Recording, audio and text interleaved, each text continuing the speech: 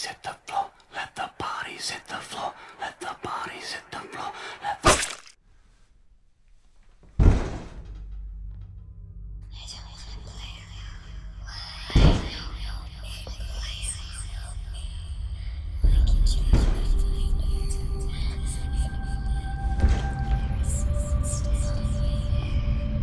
Come to me, the men in the dark said, or else you won't see the sunset.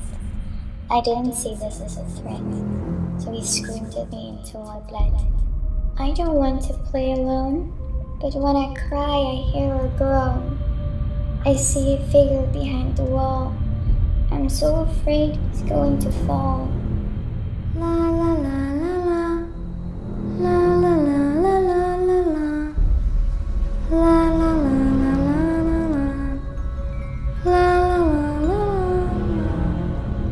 Here in the forest, dark and deep, I offer you eternal sleep.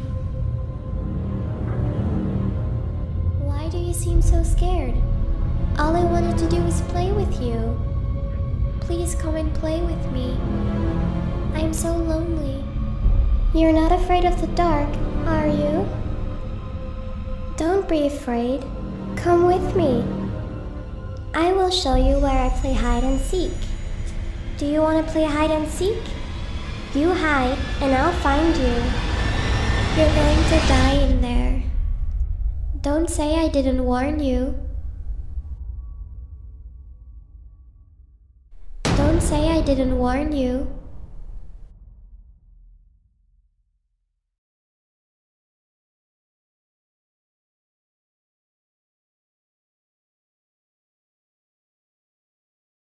What's going on, guys? My name is Eldeniro and welcome to the Halloween special of the Midnight Hour. This is episode 96. Hope you guys are looking forward to it. If I could just say so myself, this is one of my favorite episodes that I've ever recorded. I felt like really good about it afterwards. I've listened back to little clips of it here and there, and I don't know, there's something about it that makes it slightly different to every other episode. For one, I had another person in the room with me while I was recording, so it was like two people in one room and then a Skype call somewhere else. Like, that's kind of a weird dynamic to navigate around if you've never done it before. But anyway, the guests on this episode are my friend Steve, who's been on the podcast twice before, and Santiago from the brilliant Weird With You podcast. He has been on the Midnight Hour a few times. He's helped me out with some bonus episodes and stuff like that too. He's actually on one of my most popular movie review videos as well, which is the one for Nerve. He has a really sort of interesting way of looking at the world, I think, and I really do enjoy listening to the Weird With You podcast, where himself and Justine just point out the weirdness in everything, and I really like it. I think you guys should check it out, particularly like given that there's not a Midnight Hour episode every week anymore. I think Weird With You definitely goes somewhere towards filling that void. Like, if you give them a follow on SoundCloud or, Stitcher, iTunes, Podbean, whatever your podcast app is, they have a new episode every single Wednesday, and as far as I can tell, they have been completely consistent. I don't think that they've ever missed a week since they've started, and their podcast is a little bit over a year old, and it's fantastic. Like, it's really good. So anyway, check that podcast out. Saddle up, get ready for this episode. It's a damn interesting one. Our plan was to go into this talking about scary stories, which is something of a staple on the Midnight Hour. It's a thing that we always come back to. It's kind of the creepy intros and things like that are part of what makes the Midnight Hour special, I think. But this took like a different turn. Myself and Steve were having a few beers, and we were like, we could just talk about, like, personal stuff that's happened to us that's scary. And the conversation just took an otherworldly direction, and it's so interesting. Like, there's a story that Santiago tells in this episode, and it's one of the most interesting things I've ever heard on the podcast. So I hope you guys feel the same way after you listen to it. Anyway, with that out of the way, links for the guests will be provided in the description, their Twitters and everything else, so go and check those out. And without further ado, let's get into the episode. Don't say I didn't warn you. No power in the verse can stop me. I'm joined today by Santiago from the Weird With You podcast and my friend Steve, and we're going to talk about some scary stories. If you want to introduce yourselves, Santiago, go first. So, yeah. Well, I mean, introduce myself. I feel like you just introduced me. I did, but also... Yeah. There's usually like a hello, and I really rudely cut you off. Right. So if you want to do your hello. Hello. Yeah. I'm Santiago from the Weird With You podcast. You can find us at weird_with you on Twitter, and we're on all the different podcasting services as well. And Elle's been on our show. I've been on his show a few times. Yeah. And we're talking about scary stories. So we were talking about maybe doing some personal stories. And one of the first things that came to mind to me was when I was really young. I actually had night terrors. And it was not great because I also had asthma. Oh dear. And it's like they would all trigger each other, and then I would almost die every night. It was a fun time. Oh my god. That sounds absolutely horrendous. It was horrible. Well, it is a horror story, right? Yeah. No, but one of the things about night terrors is that they're often paired with sleep paralysis. I was just about to mention sleep paralysis. Yeah. Sorry. Continue. Yeah, absolutely. That was one of the the scariest experiences ever. I feel like I have probably some suppressed memories about this whole thing. But the bits that I do remember are I remember seeing things in my room with me at night. So one of the things that I guess accompanies like sleep paralysis and night terrors when they come together is that for whatever reason there are certain archetypal kind of figures that appear, and they're represented I guess throughout history in there's in Christianity they have demons sitting on people's chests while they sleep, and all sorts of other kind of weird imagery. There's a lot of things sitting on people's chests actually, or things in the corner of the room, or dark shadows with like a vaguely human form standing at the end of the bed. And the great thing about sleep paralysis is that it's paralysis, like you can't move. So that is truly what makes it great. Yeah. You're terrified and you can't really do anything about it, which makes you even more scared. And so I remember seeing an old woman dressed in black multiple times in my room, and I know that it wasn't real now, but at the time it was I guess enough, and I was really, really little as well. So we had that. I don't remember anybody sitting on my chest. I know that's a really common one. Yeah. I do remember not being able to breathe. My parents would tell me that I'd wake up screaming, or I'd scream in my sleep every night. Like I was terrified of something. I hated going to bed basically because of that. So I would stay up as late as I could, which probably didn't help, to kind of avoid sleeping. Wow.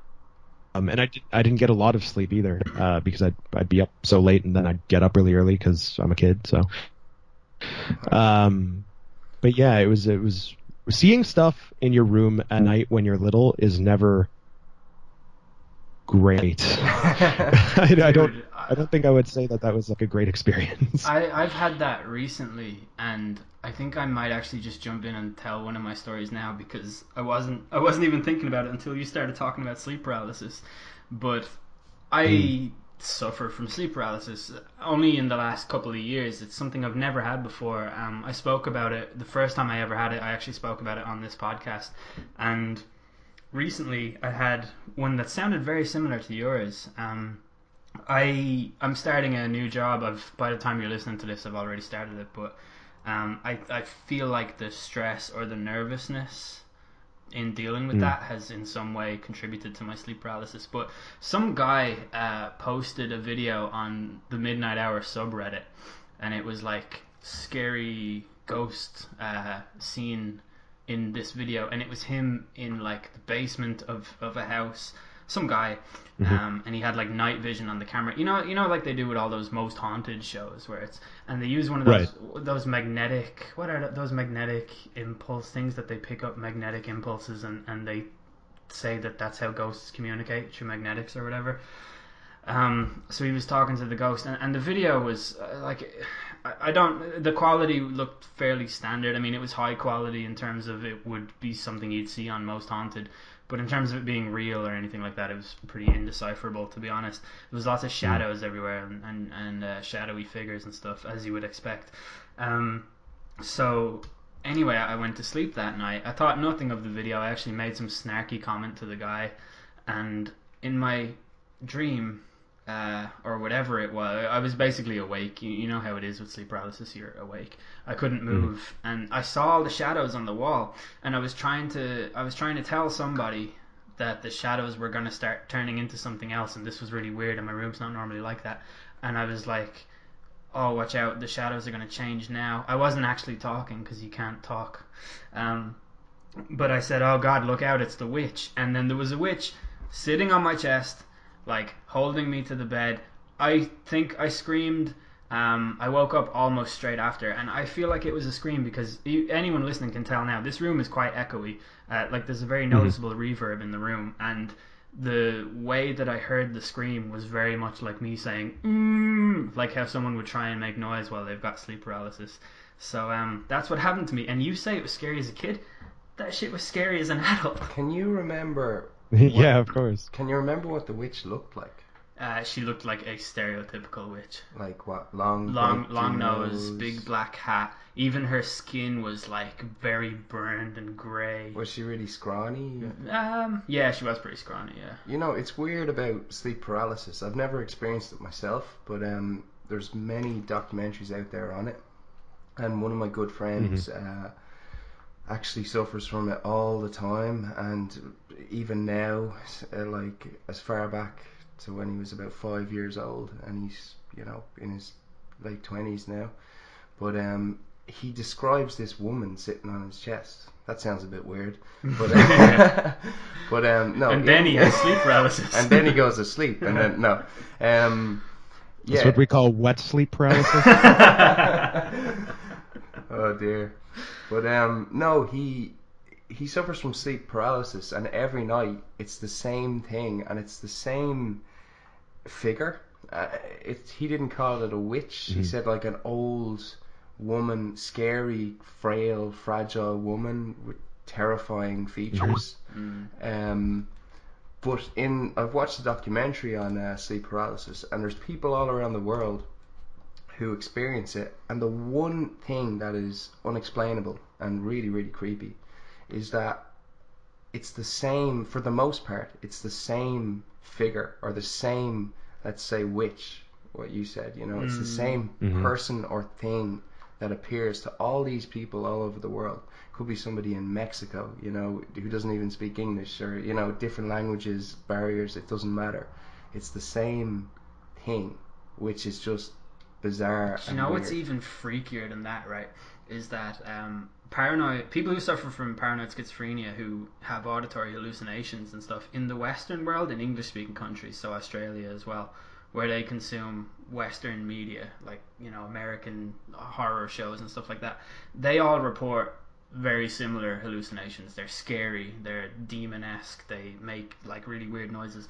But in Africa, and predominantly Christian countries, I know people don't associate Christianity with Africa, but actually Africa is a very Christian continent for like a large portion of it. People who suffer from paranoid schizophrenia in Africa, they actually see good hallucinations, and they actually feel like they give them like positive fulfillment, and that they're like visions from God and stuff like that.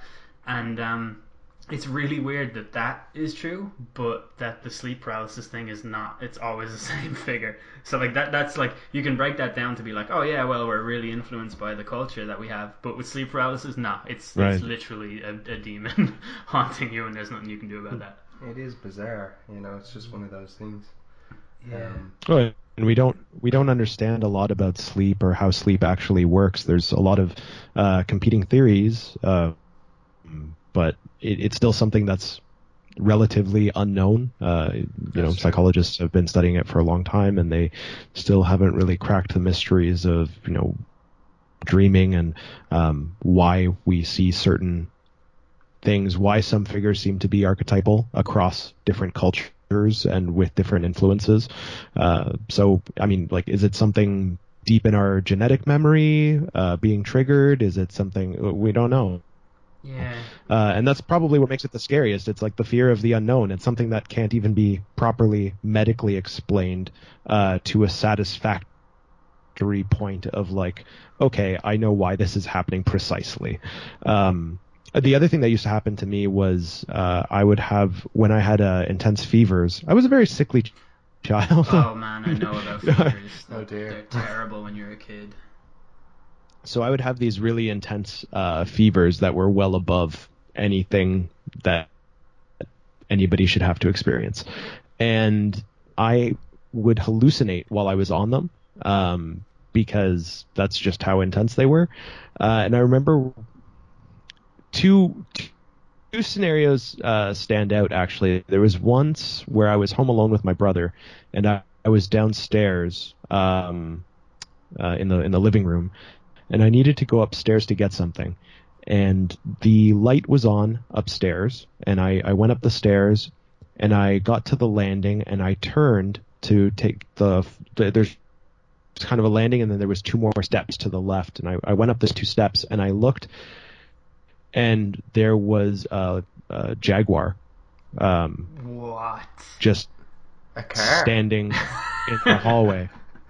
No. The animal, yeah. I wish. It's just like this Jaguar. And I drove it into the night. No, And the rest is history. Yeah. Never look back. No, sorry. Okay, so a terrifying Jaguar animal. yeah, it full size, just standing there, staring me down. So of course I screamed and I ran downstairs, and I had to force my brother to go upstairs and look for this Jaguar that obviously wasn't there. And he couldn't find it. It was like a leopard, or I think it was a leopard actually. It doesn't matter. That's even scarier somehow. Yeah.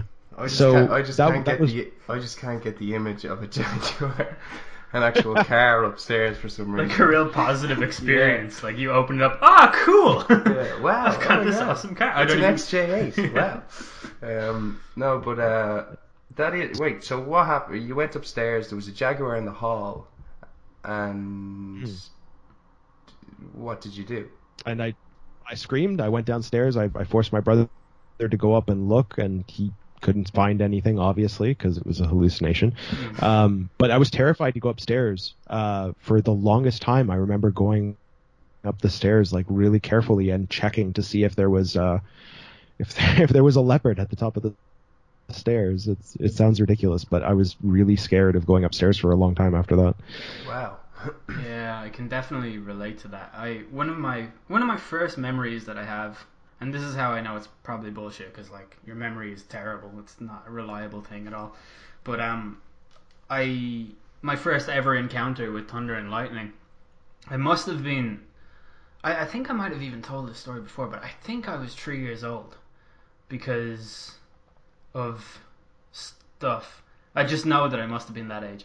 And I was playing with my toys in my room, and I had bunk beds at the time, and I climbed up to no, I wouldn't have had bunk beds while I was 3 years old. There's a lot of holes in this. Anyway, I was terrified. I think I might have crawled onto the top part of my cot to close the window because I noticed it was raining outside, and I was greeted by a flash of lightning, which obviously just scared the bejesus out of me.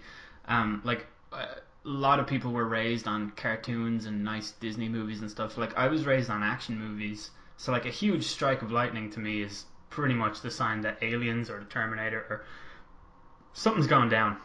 So yeah, I leapt from the top of the stairs, and I think I hurt myself in the process, and that stopped me going upstairs, closing windows, going to bed, anything like that for a long time. That was a pretty traumatic experience too. And that wasn't, and I had plenty of fevers as a kid, and I know how much I think I've developed some kind of phobia from having a fever that I can't quite explain.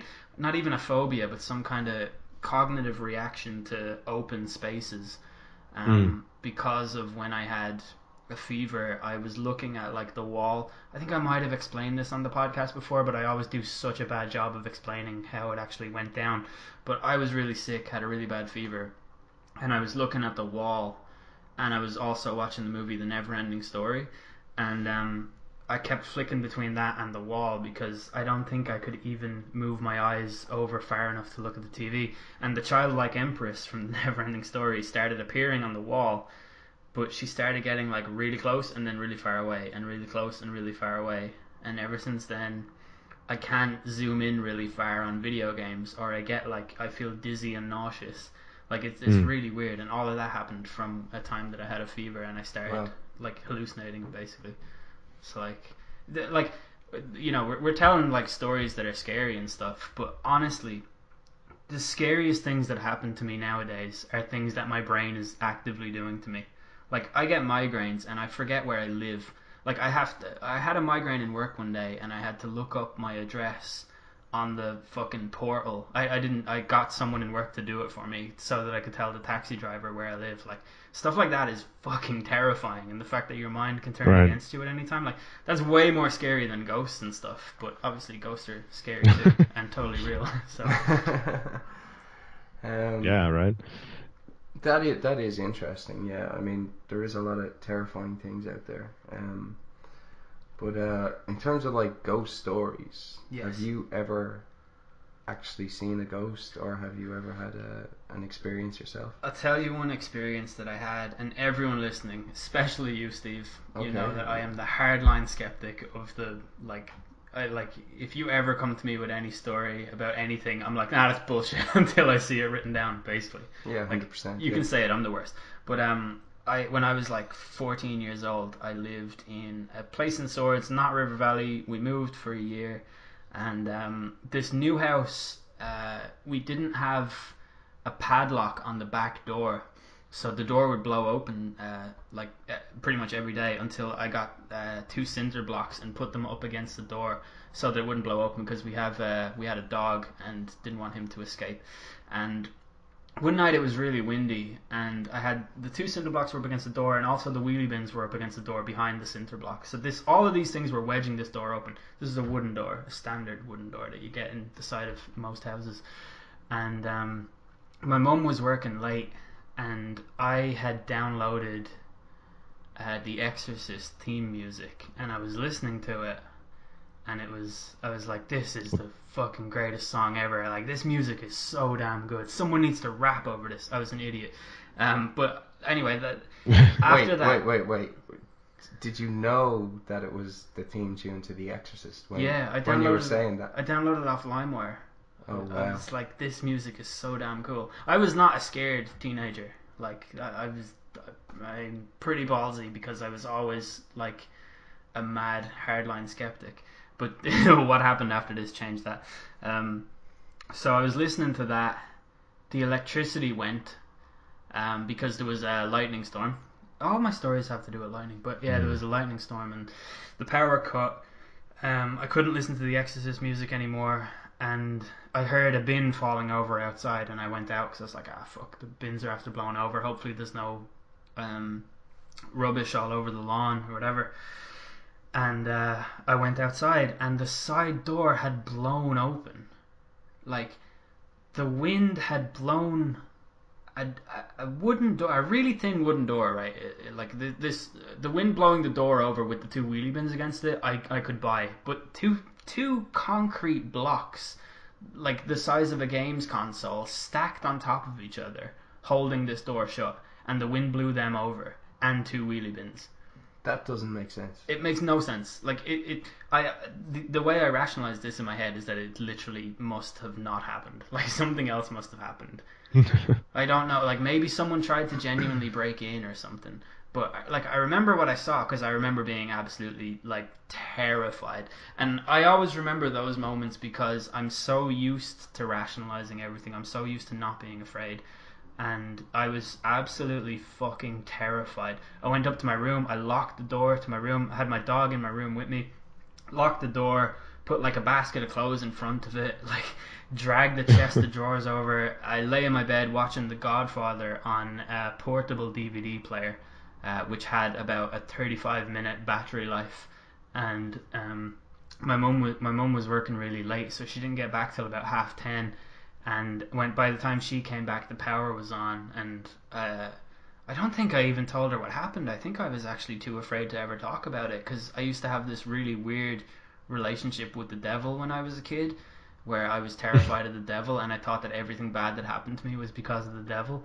So that's the benefits of growing up in a Catholic country. But I was just Ireland. I was about to say. that's what it's like. So I don't think I told her, because I think in my head I was like, oh well, the devil wouldn't want me to explain this story or something like that, and if I do tell her, then maybe he'll come for me again, or I don't know. But that fucking terrified me.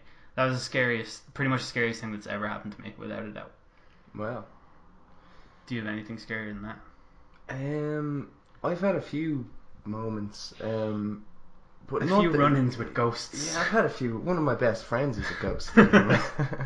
No, yeah, I've had a few like experiences, but nothing really, really terrifying. When I was a kid, I was in my nana's house, and my nana is very, very. She's a devout Christian, and like there's all these like like the Virgin Mary and all these like relics and crosses on the wall and stuff. But then she's also, this is creepy in itself. She's also a Satanist. No, she collects dolls. Oh Jesus. So upstairs. Oh, that's no good. Yeah, so upstairs in the hallway, there's a sideboard. Like you walk up the stairs, and then basically you're just greeted by about 60 dolls. Oh my god. No. Yeah, it's like, and they're those porcelain dolls that are like, the eyes follow you around the room. It's really, really creepy. Yeah. So that in itself, anytime I walked up the stairs, I'd just keep my head down and I'd refuse to look towards the dolls because they were really creepy. And I just ran, and the toilet was upstairs. How old were you? I think I was about 8. Oh right. And it was Christmas, and all my cousins and all were downstairs. We all gather in the front room, and stay there for the night telling stories and playing music or whatnot. But I just like jumped up and went out because I was going to the toilet, and I went upstairs, and there was nobody upstairs, like 100%. It's quite a long walk to get upstairs, and it was dark, and I kind of just ran past the dolls and then like turned into the toilet, and this toilet was a long narrow corridor, so it's about 3 meters, maybe 3.5 meters in length, so but really, really narrow, and the toilet is at the very end of it. And I locked the door, like turned the key and put the lock across, and then turned around and kept walking. And when I got to the toilet, all I heard was and I turned around and the door swung open, and I froze and went as pale as a ghost, and I could feel like beads of sweat dripping down my forehead. It was crazy. And then I was like, I froze for a second. It felt like an hour, but I walked then like really cautiously and kind of freaked out up to the door, and then looked for a second. I was like, oh, maybe it's my uncle, and I thought I'd look into his room, and I looked into his room, and there was no one in there. And I didn't hear anybody coming up or down the stairs, and it couldn't have been the wind. There was no wind, and I definitely locked the door. And even if I didn't lock the door, how did it swing open?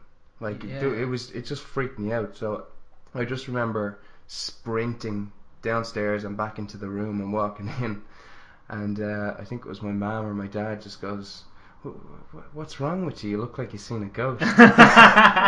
Which is so like, so it's nice. Like something like, obviously, but I don't know. I've never been able to explain it.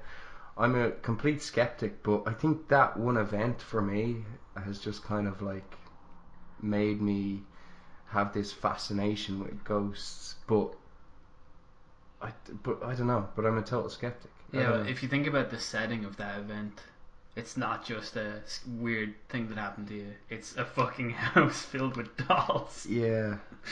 I mean, I love my nana. She's amazing, but that doll collection is freaky. There's actually one of my good friends. Randomly, we were having one of those nights, just hanging out, and then all of a sudden it gets dark and it's late, and somebody mentions ghost stories, and nobody really had any. And this guy, right, his name is Dan, and he's actually Canadian as well, like yourself, Santiago. But just like me. Just like you, bro. You guys are basically related. Have you heard of Dan? Yeah, you must know him. Oh yeah, we go curling every weekend, eh? Eh? Ooh, eh? Yeah, no, anyway, Dan, he's a total skeptic and he doesn't believe in ghosts, and he was the last person I'd expect to turn around and tell a story like this. But anyway, he just goes, yeah, I have a story. Ooh, eh? No, he basically, when he was younger, his parents worked in kind of like this. They were artists, like painters, and they were working in this gallery, and it was like a makeshift gallery, and there was loads of different painters in there, and they were all working on their own art pieces. Like some of them were sculptures, some of them were paintings, art displays, little things, anything, and they kind of like the parents were working tirelessly on their little project, and they had one corner, and then there was another artist, this kind of middle-aged guy, in another corner just across from them. And because they had a deadline, I think the next day, this was the last day before the actual art expedition, his parents brought him along and his brother and his sister, and like they were there all day. Like it was kind of just most of the day as his parents finished off this thing. And Dan and his brother and sister got talking to this guy, and he was the guy next to them, and he was an artist, and he was just saying, oh yeah, do you like art or whatever, just making small talk, and saying that, oh yeah, I'm nearly finished. And I remember Dan told me exactly what the art piece he was working on was. I think it was like a load of televisions, like it was just loads of old televisions all stacked up together, and all of them showing different things. But I don't know, but it was something like that. He said it was pretty cool. Sounds like my old bedroom. Really? A little bit, yeah. It's kind of weird. Well, that's better than a load of porcelain dolls. That's true, yeah. But yeah. So anyway, Dan's parents finished up, and they were the only person left in the gallery was this middle-aged man, the other guy. And as they were leaving, they said, hey, are you coming, or are you going to stay on? He goes, no, I think I'm going to work through the night and really finish this so it's perfectly ready for the exhibition. Sorry. So it's ready for the exhibition tomorrow. No, Exposition. Exposition. No, it's not exposition. Yeah, it is. Yeah, an expo. It's exhibition. Yeah, I thought it was exhibition too, but it's called an expo. They wouldn't. No, an expo. Do you ever feel like you're getting hung up on little things that don't matter? Yeah, I think I should finish my story. Yeah. Anyway, okay. They all went home, the family, and this man stayed there overnight to finish his project. And then in the morning, they were driving back to the art gallery, and on the way, they met a cop. And the policeman pulled him over and said, hey, how's it going? What did he say? He said something like, were you in the area last night or anything like that? And they were like, yeah. And I think I'm missing a really vital part of the story. Hold on, right. What happened? Yeah, okay. Basically, the guy, the other artist, had committed suicide. Oh. He drove into the river. But, oh no, what was it? Oh yeah, on the way the following morning, sorry, this was it. On the way the following morning to the gallery, they they met him somewhere, like he was. Oh. Yeah, no, they met him somewhere before. After it was supposed to have happened. Yeah, no, but then what makes it even weirder is they were talking to him the night before. But yes, apparently he had committed suicide. He drove into the river or jumped off the bridge or something like that, like 3 hours before they were talking to him. It's something along those lines. And then, but the whole family were there, and they gave a statement to the policeman, and the policeman was kind of like, what the hell is going on here? But there actually is an official statement about the whole thing, and even to this day, Dan, his parents, his family will swear that they were talking to this guy who had apparently committed suicide 3 hours before they were talking to him or something like that. Oh, that's fucked up. He apparently, yeah, I don't know.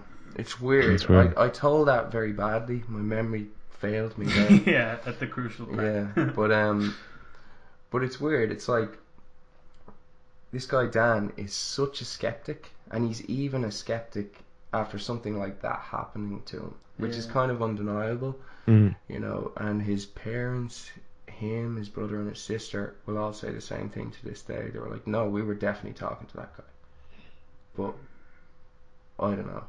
It's a weird one. Yeah, that's messed up. That reminds me of I actually shared this with another podcast. It was the Secret Transmission podcast. But my mom, my parents are from South America, and at some point, as a young adult with 2 children, my mom found out that she had a really nasty, deathly allergy to ants. And she found out because she was bit by one, and she ended up in the hospital. Wow. And she had this really very near-death experience in the hospital, where the doctors thought she wasn't going to make it because her reaction had been so bad to this bite. And this isn't the kind of story that I'm about to tell that I would normally be inclined to believe. But the thing is that my mom isn't the type of person to make this sort of shit up. That's just not who she is. And so I'm in this really weird position where it's going to sound kind of unbelievable, but at the same time, I know my mom to be a person who is... although somewhat spiritual, not she's skeptical also, and she's the kind of person who needs a lot of convincing for something to actually feel possible to her. So she had this near-death experience, and she remembers seeing a bright white light, and she remembers speaking to, I think she said it was her grandfather who had passed, and him basically telling her that she wasn't ready to go, and that she had to stay. And so she recovers in the hospital. But ever since that day, she's had all sorts of weird vibes about stuff. She's seen things that nobody else sees. And she points all of this points back to this one experience where she almost died. Or at least that's the way that she rationalizes it. Yeah. So one of the things was we were once on we have a family business, and my parents had to commute over an hour to get to where the office was. And on the way, in the middle of the highway, between where the highways merge, there's these kind of just islands of green space. And my mom saw a white horse once in one of those green spaces, but nobody else saw it, and she swears that it was there. So it was just little things like that, or she would see something or hear something, or just get a bad vibe about something and not want to do something. But before I was born, I believe they had just moved to the house where I grew up in, and she had this cousin in South America who she was really close with. And it was the middle of the night, and they had all gone to bed, and she suddenly woke up. She heard the doorbell, So she walked downstairs and she opened the door, and it was actually her cousin. And so she was really surprised because she didn't know he was coming. And so she was like, "Whoa, my God, why are you here?" And started talking to him, and he stopped her and said, you know, "I'm sorry, I can't stay. I just came to say goodbye." What? She thought that was really weird. And then they said bye to each other, and he left, and she went back upstairs and she went back to sleep. They were woken up by a phone call the next morning. Apparently, her cousin, the man who had visited her that night, was on a beach in Uruguay, where my family's from, the previous evening, and saw someone drowning in the ocean, and he jumped in to save them, and he managed to get them to shore, but he had a heart attack and he died. And my mom knew this before she got the phone call, and so she's convinced that his spirit, or what was left of him, or some sort of force or something, visited her to say goodbye before it moved on. And like I said, this is the kind of thing that I wouldn't normally believe, but coming from her, it carries a sort of different weight for me. So yeah, that's a story. Dude, I literally fucking, the hairs on my arms have risen. That is fucking insane. That's freaky. Yeah. And it's funny because it's not like a scary story. It was a very like beautiful kind of moment of, like saying goodbye, but because of the context, it's kind of like, what the hell? Yeah, I guess it evokes another plane of existence, and that's just, I don't know, anything that kind of brings the supernatural, or not the supernatural, but you know what I mean, something else into the realm of existence that we're so like comfortable with. The extra normal. Yeah, exactly. Yeah, the extra normal, where it's still real, but a little bit weird, and whoa, that's insane. Well, I mean, it's really, really freaky, but at the same time, it is quite touching. It's lovely. Yeah. Like, I think that's why I have such a, like, I actually had a real reaction to that. Yeah. Like, I could feel the chills. Wow. But that is crazy. There's a kind of I mean, not similar to that degree, but in my family, my aunt, I don't really know what she believes. I've never spoken to her about it. I've only ever spoken to her son, my cousin. We're really close. But he tells me that she believes that her daughter is in some way not quite a reincarnation of her mother, my grandmother, but some, I don't know. I think my cousin has a birthmark that's very similar to. Sorry, this is kind of awkward because I don't want to name names. I don't want to name my family members. Right. But my aunt's daughter, who is my cousin, the one that we're talking about, she has a birthmark, I think, that is similar to my grandmother. But one night when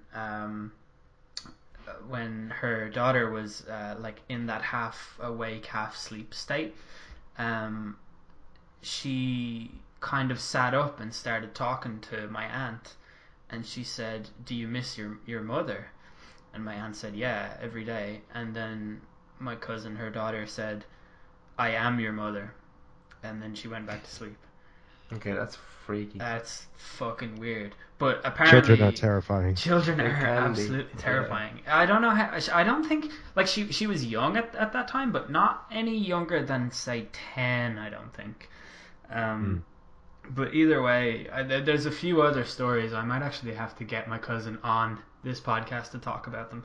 But there's a few other stories that kind of, I don't know what to do with stuff like that when I am so skeptical. Like I like you, Santiago, I've had you on this podcast so many times, and I've been on your podcast and stuff. Like, I believe literally every single thing you say. I like no problem with the validity of what you've said.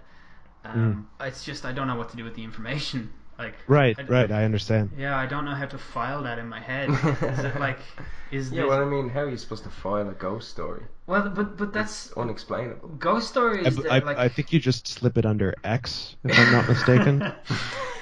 Like, ghost stories there's always some rational explanation to a ghost story, right? Like there are things like there's sleep paralysis, there's night terrors, there's even things like there's a frequency of audio that you can play to humans. You'll be interested in this as a musician. This is something you can do at your next gig, where you can. It doesn't.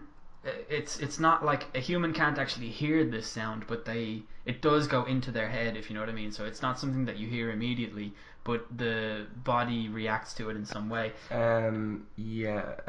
This is really, really weird, but I think it's messed up. But apparently Hitler actually used that signal when he was making speeches to to affect people on an emotional level, which is really fucked up. But there is certain wavelengths that actually it evokes a feeling of dread. That's like the main thing. But there are like, you know, specific areas in the world that are earmarked as haunted places. Don't go here. And pretty much anyone can go in there with a frequency detector or whatever, record what the decibel level of the audio is, and they'll always come out and say, yeah, it's this sound. It's classic quote haunted unquote type thing. Like, that's how they rationalize it. So like, there's loads of ways you can rationalize stories about that. But the one thing that we didn't really react to at the time, Santiago, was the near death experience. And how many of those are well documented in like our world, and how many of them are unexplainable. There's one I've spoken about on my podcast of a woman, she was getting brain surgery, and they have proven beyond reasonable doubt that her brain could not be sending signals to her body her brain was turned off in effect. Like, it was completely dark. There's no way she experienced consciousness during this time. And she went to a supposed afterlife, and she met someone. She met God, and she met a relative who said it wasn't her time. And the really weird thing about her case, I can't remember her name, but I did talk about it before. She described things that were on the highest shelf in the hospital room that she was in, that she documented while her spirit was rising out of her body, that she couldn't have known about, and she described them to the doctor, and the doctor was like, oh yeah, we got all that up here. So like, that's really weird. Just the whole near-death experience thing actually freaks me out nearly to the point of Christianity. like, nearly willing to go there because of that. But you know what you should do? You should grab the fear frequency and actually play it under this whole episode. Oh, gee. Just some nice infrasound for you. I have a feeling that people experience enough dread whenever they hear me talk that we don't need that frequency. I mean, you could have the brown note playing instead. It's true. That's true. Do you know what? For some reason, I just remembered the whole thing about sleep paralysis and all this, and like dreams are so weird and unexplainable, you know, to an extent, and it made me remember of this weird dream that I had, and my sister had the exact same dream the same night. Whoa. It makes no sense to me, but it's kind of a ghost story, but it's kind of not, but it kind of is. It ties into what we're talking about. Yeah, it's like okay, unfortunately, when I was much younger, a guy on my road was knocked over. He was killed. He was hit by a bus, and we knew him really well, and he was a really good friend of ours and a family friend. And like, me, my sister, were trying to make sense of it, and we couldn't really, and we were just in bits. And I remember talking to her, like, you know, the day before the funeral, and we were just crying, and, you know, just really sad and whatnot, you know. And we were just talking about him and about how much he meant to us and all that. And then we went to bed and nothing was said. And, you know, woke up in the morning, went to the funeral and all this. And then it was horrible, and it was a horrible week. And then the following week, I don't know how it came up in conversation. Oh, we were in my dad's car and we were driving down Main Street, and then I turned around and I said, she mentioned the guy's name, and I was like, oh my god, I had a dream that I was driving down here, and then she stopped me and she goes, no way. Yeah, and he was walking down the street, and then you shouted that, oh my god, you're dead but you're still here. And then he came over and got into the car, and we just drove off and chatted for ages. And then, but we knew that he was passed away in the dream. And then he got out and just kind of said, alright, okay, I'm gonna go now, goodbye or whatever, and left. But my sister knew every detail of the dream that I had, and vice versa. It was like she continued the story and I continued the story, and it was like the weird, I don't know. Whoa. Yeah. It was weird. That's so fucked up. Yeah. How you were like what, 12? I was 14 and she was 13. Well, yeah. You're not really kind of past the age where you'd be making something like that up. The same thing as well. The night before the funeral, she had a mass card on the wall, and the picture was like a printed out picture of the guy, and it was really badly printed, so it was kind of blurry, and kind of, you know, the quality of his picture was really bad. It was like you photocopied a black and white thing, comes out, you know. And that picture was on the wall, and this was another thing. She screamed in the middle of the night, and it woke me up, and I ran in, and she goes, oh my god, I just saw him. And I was like, what? And I turned on the light. As I ran in, I turned on the light, and we looked at the end of the bed, and there was it looked like somebody was sitting there, like, or had been sitting there. Oh, like a mark. Like an ass groove. You know? Yeah. But I was like, no way, and I was kind of freaking out. And she goes, yeah, he was sitting there. I swear to God, he was sitting there. And then I was like, well, what? And then she goes, like, I didn't know what to say. And then she goes, but he didn't look like him, he looked like that. And she pointed at the picture. Shit. And it scared the absolute shit out of me, because the picture itself was like real blurry and weird, and to see it's very hard to explain, but yeah, dude, all this stuff is just coming back to me now. I haven't actually thought about any of these things in years, but no, it was weird. There definitely was a groove there, and I've never heard a scream like that. I could step in and maybe attempt to rationalize that. Go for it. That, like, maybe your dad or your mum was in there and sat down and was like, oh, you okay? But she was, like, asleep, so she didn't register it. And maybe, like, they turned... But I was the last person in there.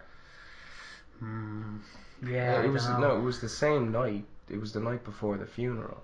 Oh, fuck. And we were chatting and talking about him. Yeah. Maybe I was sitting on the bed. I don't know. It's a possibility, but... I think anything that involves... But she pointed right there and said he was sitting right there. Yeah, that is fucked up. You know? And she screamed, and this scream was like crazy. It woke me up. Yeah. You know? I don't know. That is fucking weird, though. I have a story about this summer I spent in my cousin's house. My cousin Dara, listeners will be familiar with him. He's been on the podcast twice, most notably the time that we got stoned and tried to do a podcast. It was great.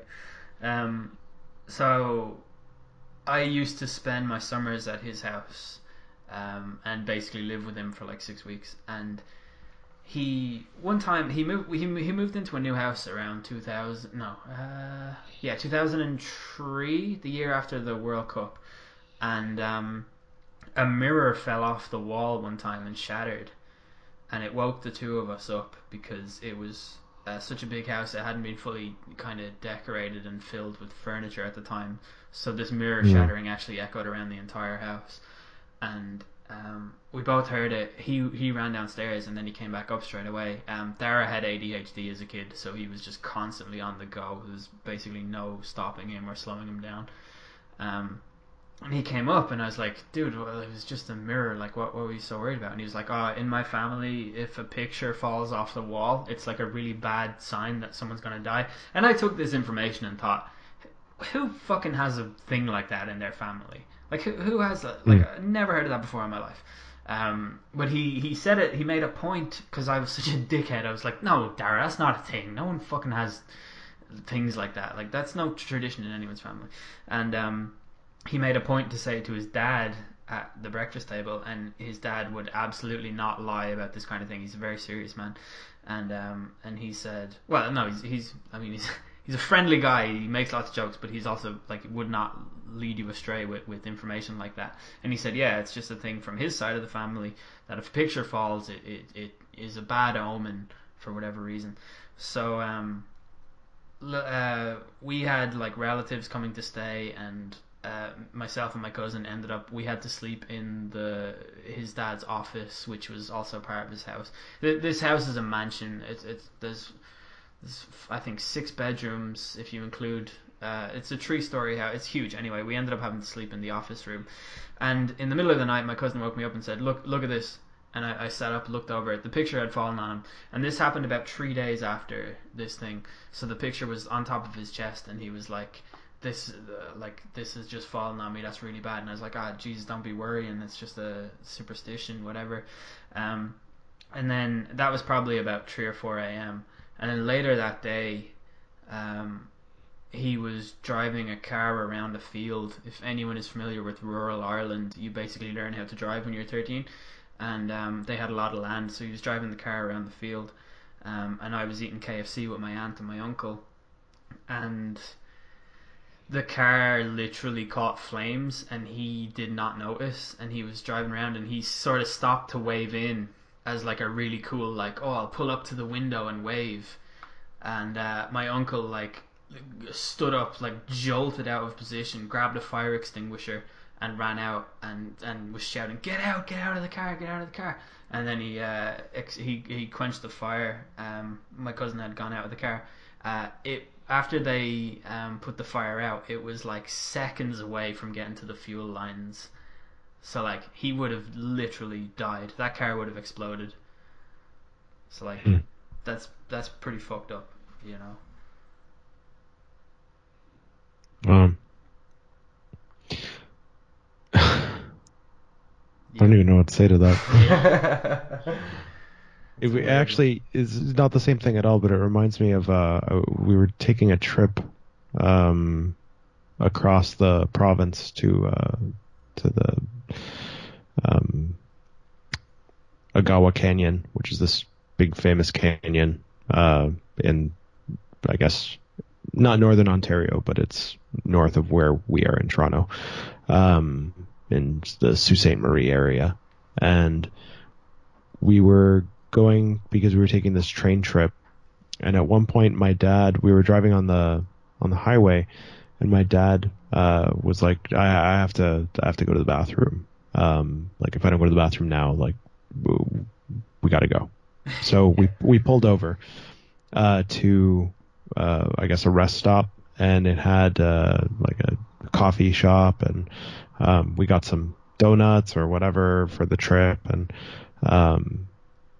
we all went and we used the lavatories, and we leave, and almost immediately after leaving, the traffic comes to a complete stop, and we literally don't move at all for over an hour, and then suddenly we start seeing cars coming the opposite direction for the first time in ages. and we're very slowly moving up. So now we're probably 2 or 3 hours behind schedule that we've been stuck in this traffic, and we have no idea where it came from. And we get to closer to the front, to the point where the police are actually there, and they're telling people to turn around and that there's a detour that's been marked out, and to just follow the detour. And we asked what happened, and apparently a car had tried to get in front of a truck that was driving down the highway. And so it had pulled into the lane of oncoming traffic, but because it was behind a truck, they hadn't seen the other truck coming. And one of the trucks was full of fuel. Oh my Like God. they were transporting fuel, and so it exploded, and then the other truck exploded. And apparently, from what we heard, a few days later when we were on our way back, we stopped somewhere, and we stopped because the road, the pavement in this area was all black still. Oh my God. And we stopped at a different rest stop on the way back, and we asked, like what had happened afterwards. And the kind of story that we got from the people there was that they were picking up pieces of people off of the ground with tweezers, basically. Because it was just like this carnage. And we had this moment of realization that if my dad hadn't had to use the bathroom, we would have been right at the epicenter of the explosion. Because like the timing was so exact for when it had happened. So That's fucked up. Holy shit. Yeah. the moral of the story is always pull over to pee. Yeah. It might save your life. Oh, man, I have another story like that, and I can't fucking remember what it is. But I think this might have even happened to me quite recently. I can't remember, but I know I had a moment recently that made me sort of, come to terms in the immediate effect of my own mortality. Like something that made me like, whoa, literally nearly died, or like not literally nearly died, potentially could have died. Need to like kind of, I don't know, but you feel almost like you need to change something about the way you're living, I think. When you have that kind of feeling. I wish I could remember what my experience was, but it was something that like I had to think about it purely in abstract so that I could stop kind of putting blame on myself, or kind of being like, whoa, I need to stop putting myself in danger. But like, you're not putting yourself in danger when you're just living your life, you know what I mean? Like it's, I don't know. I think there was a time when I was supposed to go visit my mate Andy. I was supposed to go to Belgium, and one of the guys that I was supposed to go with pulled out because he was afraid of ISIS, and I was like, why are you such a little bitch? Like, just fucking go on holiday. Like it. And anyway, ISIS did attack that airport, but it was some months after, or some weeks after. I think it was like 3 weeks after. But still, like something like that makes you think like, geez, that could have been me. I don't know. Those stories that make you go, that could have been me. Like those always make you think a little bit harder about your life, and I don't really have an answer. Like Yeah. But yeah, that's insane. Do you have another story, Steve? Or do you want to tell your last one, Santiago? Well, the one that you sort of said to us earlier. Oh, well, because we were trying to decide whether or not we were going to focus on personal stories or stories that were kind of like around on the internet. Yeah. And I mentioned to you this. It's not quite creepypasta, but it is this online meta-textual narrative that exists, and it's called the Dionea House. Dionea coming from the Venus flytrap kind of. Oh, okay. So that's like a Dionea plant, is like a carnivorous plant. Okay. Oh, what? So this was really huge, and I think around 2004, or that's when at least the first website that I encountered, when it was situated rather, and it was one of those things where you would come across it semi-organically, or somebody would link you to a part of it and just be like, "Have you seen this? Do you know what this is about or anything?" And so I have the first page pulled up, and it's dianea-house.com, and it's this white, almost legal-looking page, and it says the Dianea House correspondence from Mark Condry, 10/7/2004, and it says, "Jennifer, friends and family of Mark. As promised, here are copies of the correspondences I received from Mark over the course of the last month. For the most part, I have merely copied and pasted them from my email application. As you will read, he requested this in hopes that you'd better understand why he did what he did. I made this site because it's the most efficient way to share Mark's emails with you. I'm not advertising this to anyone, but I do think it would be wise to pass the URL along to anyone who may be able to help with the investigation. As I collect more information from various sources, I'll update this site," and it has a link to another site, to keep it an accurate record, rather. I'll have that link at the end of this series as well. If you need to speak with me, Jen has my number. Thank you for your patience, and again, I'm profoundly sorry. Eric. And so if you click on that link to another website, it leads you to another website that has its own series of links to other websites with more and more information. And as you click through the correspondence, which were email correspondence back and forth, you start kind of unraveling this narrative, but it's really there is a sense of voyeurism about it, where you're kind of reading, you're sifting through other people's personal stuff, and it becomes actually really personal because it's clear that something happened that was being investigated. I think the person who sets up this website is actually a private investigator. And so you start working your way through this and trying to figure out what happened, and it leads you to like blog posts on websites that are do you remember those old blogging websites where people would just write about their daily lives and stupid things that happen to them?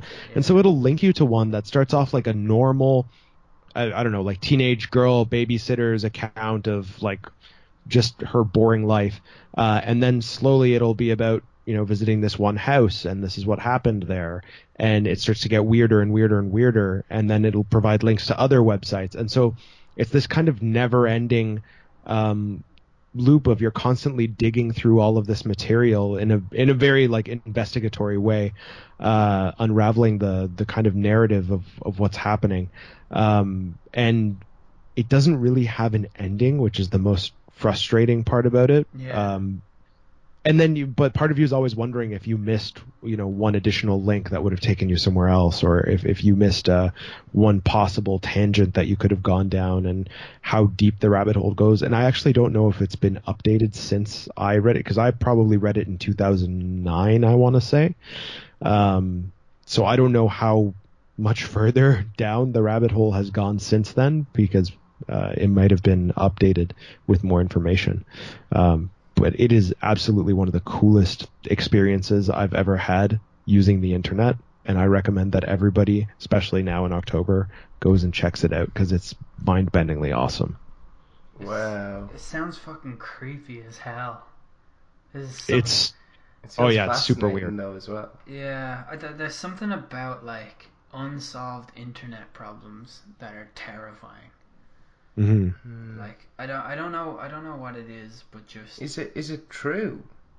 Are any of the details verifiable or anything? Well, here's the thing: is that it'll have links as evidence, and they link to sites that at least appear to be genuine. Legit, yeah.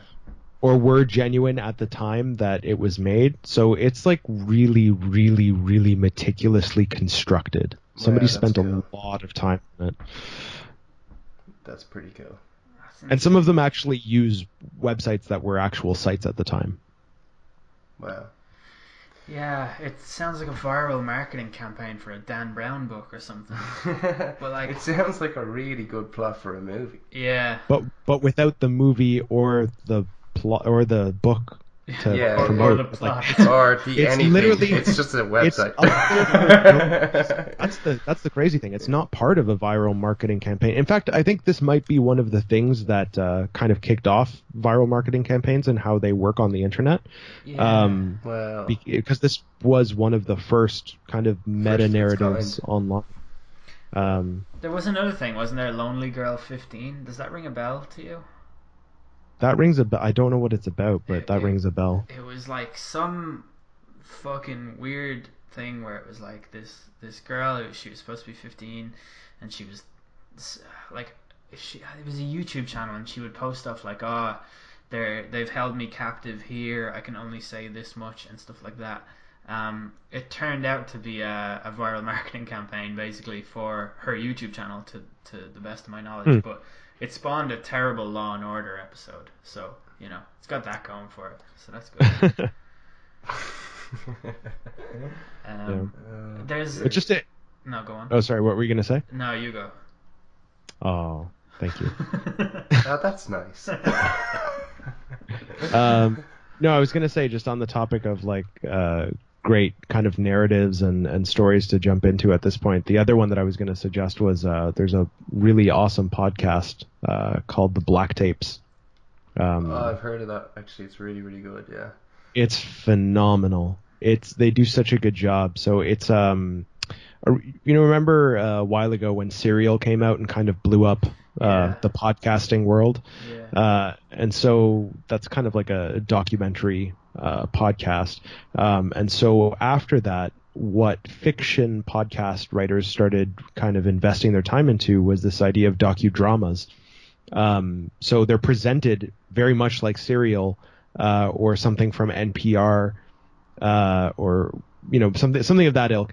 And they're presented as real stories. And the characters are presented as real people who are experiencing these things. And so some of them are about, there's actually one by the same group that's about kind of like this area in the woods that has these like weird properties, and you go into it, and there's all sorts of weird shit that happens in there, and he's kind of investigating the history behind this myth of this place existing, and they sort of end up trying to figure out whether or not it's in the Pacific Northwest. So that's another one that they do called Tanis. And actually one of the characters it's almost like they have like an expanded universe, because the character who's the head of that podcast is the producer of the Black Tapes, and he appears in the Black Tapes. Oh, that's so cool. That's awesome. And they talk about his other podcast also. So they have this, like, I guess, like fictitious world going where they're all investigating this weird shit. Wow. And Black Tapes kind of covers Alex Regan is the host, and she is working for Pacific Northwest Stories. And their whole thing is that they do kind of like stories about people. She wants to do this series about people with interesting jobs. And so her first episode is the first episode of the Black Tapes podcast is about paranormal investigators. And so she meets with different paranormal investigators and has these like experiences and stuff. But then the last person that she wants to talk to is this guy who's really famous in the field, Dr. Richard Strand. And he's famous for being really like a huge skeptic. Like he's a paranormal investigator who doesn't believe in the paranormal. Like he's out there to disprove it, and to demonstrate like the science behind it and the rationale behind it. Sounds like my kind of guy. Yeah, no, some of the stuff you were saying that's why I wanted to bring it up, because I think you would really enjoy it. So the thing is that she goes to visit him eventually, and they have this conversation, and he has this collection of white cassette tape boxes. Some of them have USBs in them or like other evidence or whatever. And these are all cases that he's been able to disprove. And there's like hundreds of them or whatever, because he runs this institute where he's offering a $1 million reward to anybody who can prove the paranormal. Of course, this whole shtick is that like it's impossible because it doesn't exist. And so he's never going to give out the $1 million, basically, because he'll always be able to disprove it. But then she notices that he has these other tapes, these black tapes. And she asks what they are, and basically says that these are the tapes that he hasn't been able to disprove yet because he doesn't have the technology or the means or the resources to disprove them at this time. And that's when the series takes that's the first episode. This whole series takes like a whole left turn, and it ends up becoming just about investigating Dr. Richard Strand and these black tapes. And it's absolutely bonkers. The effort and work and research that these people have put into generating this story, because the amount of research required to put together the story that they have is absolutely insane. There's 3 seasons. They're on the 3rd and final season right now, and they're on the 5th. They just released the 5th episode of the season is only 6 episodes long. So it's all about to come to a finale. So this is like the perfect time to catch up on it. God, that sounds amazing. Wow, awesome. It's like super high production value. Like Yeah. I can't go on about it enough. It's really good. I really want to I want to write like a scary story, and I have the idea for it in my head, but I just don't know how to write a story. Like I've never been trained in the whole beginning, middle, and end part, so I don't really know. Mm-hmm. But I have a great idea, and if I were to actually go through with it, that is how I would do it. It would be in podcast format, and it would be like completely serious, like, you know. Yeah, I would listen to some of them because like the way that they're constructed is so unique. And the kind of storytelling, I think, is something that hasn't really been... It's like not quite a radio drama, but it has elements of the radio drama in it. Yeah. It's really cool. Yeah, it sounds awesome.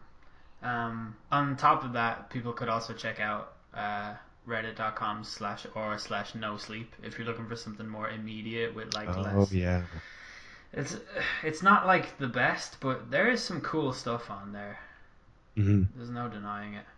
But other than that, I think If you're looking for true ghost stories, there's a great podcast. It's called Jim Harrell's Campfire, which is really good. People just ring in and tell stories that have happened to them, and yeah, it's actually really, really good. And if anyone's looking for information on aliens, Tom DeLonge was just on the Joe Rogan podcast. I heard about that.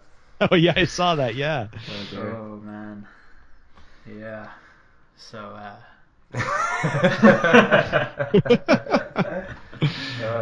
check that out. Yeah, I think are we done? Are we done? I think so. Yeah. Does anybody else had a story to add?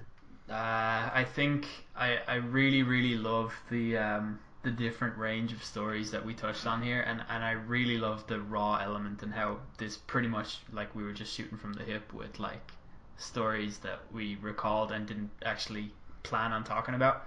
Like this was a really good Halloween spooktacular. Am I right? I think so. Spooktacular? Yeah, it's a play on words. You take the word spectacular, and then you take the word spooky. You mash Hold on. Start again. I don't understand. Okay. No, I'm joking. All right. Okay. I say while I'm literally doing a Rubik's Cube as I talk. He's actually got a Rubik's Cube in his hand right Yeah, now, believe yeah. it or not. Yeah, and But, Oh, I forgot that you're in the same room. yeah. My God. That was We the should've- scariest of all. Oh dear. Oh my God. Santiago, thank you so much for your time. Always. It's been absolutely awesome, and I will be appearing on your podcast soon, I understand. Well, whenever we can sort out a time, I think. Absolutely. Have I just invited myself on, or have we? No, we spoke about having you on sometime soon. Yeah, I was sure we did, and I want to have yourself and Justine back too for an episode that we have actually planned to do, but we won't spoil it now. But yeah, dude, that was awesome. Just some of those stories you told were incredible.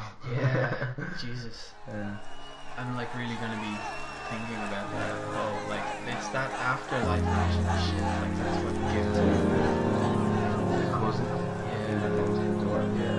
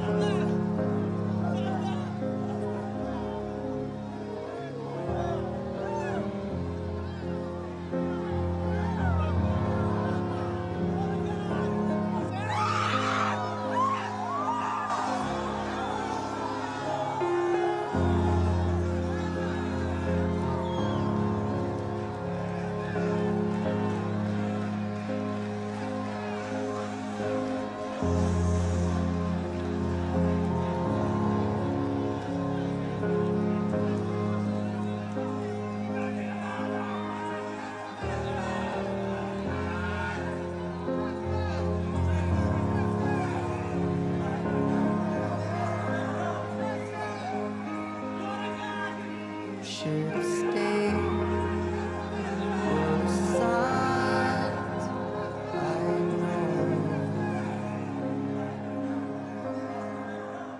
Can I help you not to hurt anymore? We saw brilliance when the world was asleep. There are things that we can have but can't keep. If they say, who cares if one more light goes out in the sky of a million stars? It flickers, flickers. Who cares when someone's time runs out? If a moment is all we are, or quicker, quicker. Who cares if one more light goes out? Well, I do. The reminders pull the floor from your feet. In the kitchen, one more chair than you need. Oh, and you're angry, and you should be. It's not fair. Just 'cause you can't see it doesn't mean it isn't there. They say, who cares if one more light goes out in the sky of a million stars? It flickers, flickers. Who cares when someone's time runs out? If a moment is all we are, or quicker, quicker. Who cares if one more light goes out? Well, I do.